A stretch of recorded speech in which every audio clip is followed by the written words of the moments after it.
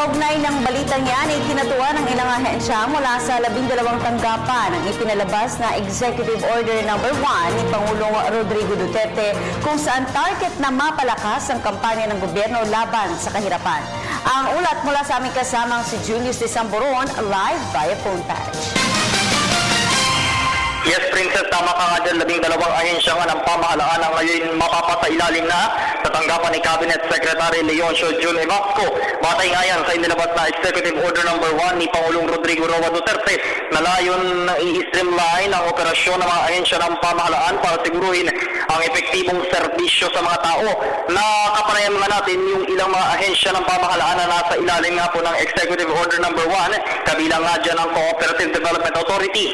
Nakikita po ni CDA Chairman Orlando Rabanera at ng kanilang Executive Director na si Ray Elevazo na isang malaking hamon ito para sa CDA dahil mas mabibigyang tuna ang mga programang pangkahirapan at mga gayon din yung mga programa para sa kanilang mga kooperatiba.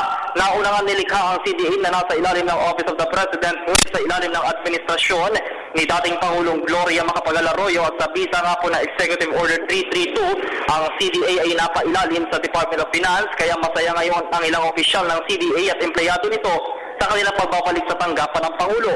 Habang very timely naman para sa Presidential Commission for the Urban Poor o PCUP ang pagkakasama nila sa Executive Order No. 1 dahil mas matututukan nila ang ilang anti-poverty programs at mas makikipag-ugnayan sila ng maganda sa iba't ibang ahensya na nakapaloob nga po sa EO No. 1. Yan ang report, Julius de Samboron, Telebisyon ng Bayan.